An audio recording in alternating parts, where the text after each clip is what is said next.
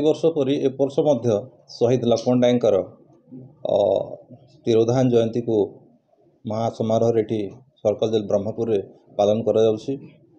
जे शहीद लक्ष्मण नायक 1899 मसीहा सेप्टेम्बर मास 22 तारिख दिन तेंतुलीगुमा ग्राम रे कोरापुट डिस्ट्रिक्ट जन्मग्रहण करथिले। तांको समस्ते जानिछन्ति से होचन्ति कोरापुट गांधी। तांकर जो अहिंसा नीति आदर्श रे समस्ते जनजाति लोक अनुप्राणित होई 1942 मसीह जो भारत छाड़ आंदोलन होता से समस्ते सामिल होते एवं से जो भारत छाड़ अहिंसा आंदोलन रे जदिओ हिंसा किसी नथिला किंतु इंग्रेज माने जानी शुणी गोटे हिंसार वातावरण सृष्टि कले।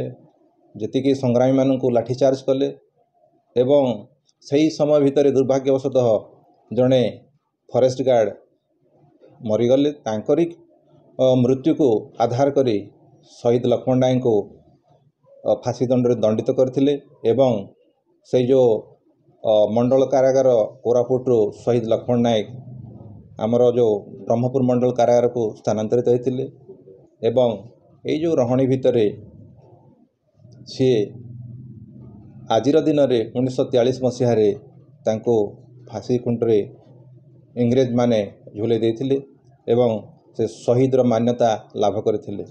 तांकर फांसी खुंट को जीवा पूर्व से गोटे पद कथा कही जे जदि सूर्य सत्य चंद्र सत्य ताले निश्चित भाव में भारत मादेने स्वाधीन हम सतक सत तांकर से पद कथा सत्य परिणत है। जदिओ से स्वाधीनता देखी नहांती किंतु तांकर जो बलिदान आमे के भूली पारे। आपने समस्ते जानती आज हूँ शहीद लक्ष्मण नायकर शहीद दिवस। आज दिन ये जो पछपट आप देखुं से जगह फांसी दि जाइथिला। ओडिशार आदिवासी अध्युषित गाँ जोटा आमर थिला तेंतुलीगुमा कोरापुट जिलार तेंतुलीगुमा ग्राम शहीद लक्ष्मण नायकर जन्म होता। से सी गांधीजी डाकरारे स्वाधीनता संग्राम पे सी आदिवासी मानक मिलकरी किभली भाव में देश को स्वाधीन करा से निमंते प्रयास करथिले। सी आदिवासी नेता भाव में आज आम समस्तंकर गोटे हृदय जिणिचंती।